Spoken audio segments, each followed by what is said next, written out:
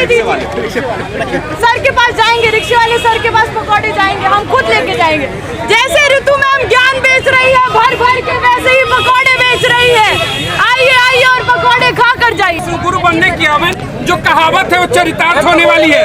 24 का चुनाव है, दलितों की राजनीति होगी, लेकिन दलित समाज की बेटी आज पकौड़े बेच रही है, ये सबसे बड़ा सवाल है। दलित समाज की बेटी पकौड़े बेचने पर आ गई, यानी कि दलितों को अधिकार वही रहेगा, कहने को कहेंगे कि दलित सत्ता का अधिकारी है। क्या कहेंगे? यही चीज आपको दिखानी थी। शुक्रिया, आपने ये सवाल किया। आप भी चाय बना रहे हैं, मोदी जी से इंस्पायर लग रहे हैं पूरा। मोदी जी इंस्पायर नहीं, मोदी जी ने कभी चाय बनाई इसका कुछ प्रूफ है? कुछ नहीं है। यहाँ डॉक्टर ऋतु ने अपनी डिग्री दिखा दी, यहाँ डॉक्टर ऋतु सबके सामने चाय लगा रही है। हम लोग ये एक्चुअली प्रूफ है और हम बेच रहे हैं, ये रियलिटी है, इसे कोई इल्यूशन नहीं है। मोदी हमेशा इल्यूशन में जीता। कब ओबीसी हो गया पता नहीं, कब उसने एमए किया पता नहीं, इंटरनेशनल अफेयर में कब उसने चाय बेची पता नहीं, कब उसने आदिवासियों के बीच में काम किया पता नहीं, कब उसने जर्मनी में जाके काम किया पता नहीं।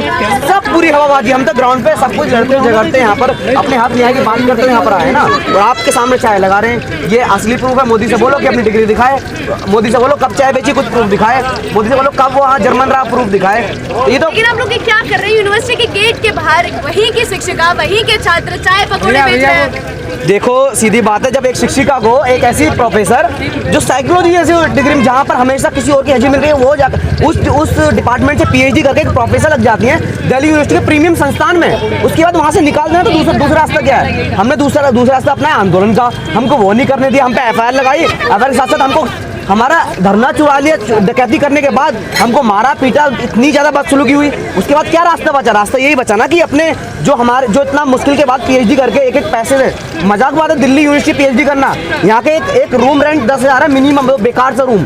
तो यहाँ पर इतनी महंगे इतने पीएचडी करने आते हैं तो उनके साथ ये होता है। तो ये सारी चीजें, उसके बाद कैसे हम लोग रहेंगे? अब दूसरा तो रास्ता नहीं बचा। अब मोदी कहता है कि पकोड़े बेच लो, तो हम तो हमारे जैसे इस देश का प्रधानमंत्री बोल रहा है हम पकोड़े बेच रहे हैं। वो यही चाहता है कि इस देश का पढ़ा लिखा युवा, पीएचडी करा हुआ युवा, इस देश के प्रोफेसर, इस देश के अच्छे जितने लोग जो इस देश को बेहतर बनाना चाहते हैं, वो लोग यही काम करें। लेकिन लोगों को बुलाएंगे कैसे? आकर्षित कैसे? अभी करेंगे, रुक जाओ। क्या पीएचडी पकौड़े बुलाओ सबको, पीएचडी पकौड़े, चटनी देना यार, इतनी हरी चटनी देना, हरी चटनी। मीठा डाल दिया, लेकिन कम मीठा है मुझे लग रहा है। एक बार टेस्ट करके देखो। हरी चटनी गिलास दो, थोड़ा गिलास दो। एक हरी चटनी खोलो, जल्दी खोलो। बता दो, एक मैं खरीद लूँ फिर मैं जाऊँ। सर एक क्या प्राइस है सर? नहीं जा रहा आज तो जिसकी जो इच्छा है। हरी चटनी, रुक जाओ। अरे वो कहाँ है? गिलास कहाँ है? हरी चटनी दो, हरी चटनी। तुम थोड़ा 2 मिनट दे दो, चाय कम कर। हरी चटनी। देखिए कितना संघर्ष करके इतने टेस्टी पकौड़े हैं, मुझे लाइन में आगे आना पड़ रहा है। भैया ये अपना माइक, गिलास कहाँ है? गिलास लगा दो। अच्छा, इसका कोई दाम नहीं है, आप अरे हटो। सकते हैं, आपके लिए कोई प्राइस नहीं है। शायद आपकी वजह से हम लोग चल पा रहे हैं, आपके लिए कोई प्राइस नहीं है। भैया चाय दे दो मेरी। हाँ, एक मिनट दे रहे हैं। पकौड़े भी दे देना साथ में। बिल्कुल दे रहे हैं, बस बन जाना। पीएचडी पकौड़े खाने वाले, खाने के लिए आए हम। इतनी मेहनत से उन्होंने पकौड़े बना लिए, क्या कहना चाहिए? जबरदस्त लग रहे हैं, बहुत अच्छे स्वाद वाले लग रहे हैं। मैं तो आज दोपहर का खाना नहीं खा पाया था, तो मुझे लगता है मेरा दोपहर का खाना आज डॉक्टर ऋतु के पकौड़ों से ही होगा। और मैं अभी देंगे टोकन में, रुको बन गई ना, टोकन में 1000 रुपए के ये पकौड़े मैं खरीद रहा हूँ। और मैं पहली बॉलिंग बिल्कुल सही बात है सर, बिल्कुल आएगा। ये अभी देख लीजिए, एडवोकेट पैसे दे दूँ तो खाना शुरू करूँगा।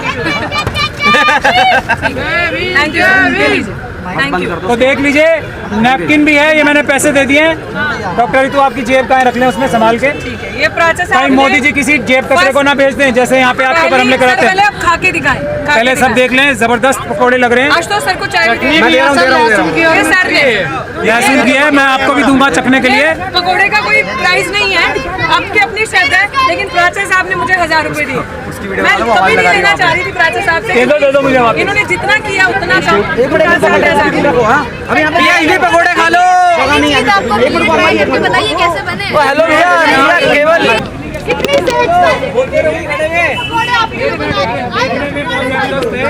ये मैं खा रहा हूँ, टेस्ट में भी मुझे उम्मीद है अच्छी होगी। बहुत अच्छा टेस्टी है, बहुत जबरदस्त। जबरदस्त है ये। दुकान में अब मैं आलू का पकौड़ा खा रहा हूँ। खुशबू क्या बात है। कैसे है सर? प्याज का पकौड़ा बहुत जबरदस्त था। अब ये आलू का पकौड़ा खा रहा हूँ मैं। बेरोजगारी स्पेशल चाय, बेरोजगारी सुपर। हमारे बेरोजगार यहाँ आएंगे और चाय ये भी सुपर है। आइए आइए बेरोजगारी आइए आइए पकौड़े खाइए। प्रोफेसर के हाथों के बने पकौड़े। ईमानदार नागरिक यहाँ पे आकर पकौड़े खरीदेगा। आइए आइए पकौड़े खाइए सर, आप मेरे बिना कहीं मत जाइए। ये पकौड़े किसी से भेदभाव नहीं करते। रिक्शा वाले को, प्रोफेसर को, स्टूडेंट को, बच्चे को, हर इंसान को ये पकौड़ा खिलाया जाएगा। जैसे मैम ज्ञान भर भर के देती है, वैसे ही पकौड़े भी भर भर के दे रही है प्लेटों में।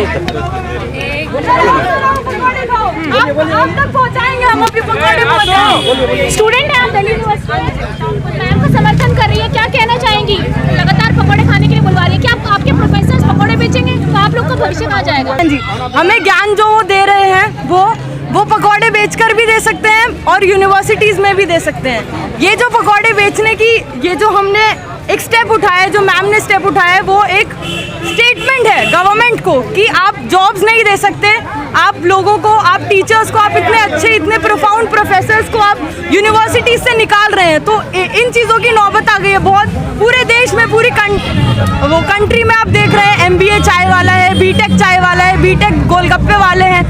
ऐसे स्टूडेंट्स के बाद अब प्रोफेसर्स को भी ऐसी चीज़ों को करना पड़ेगा। क्यों?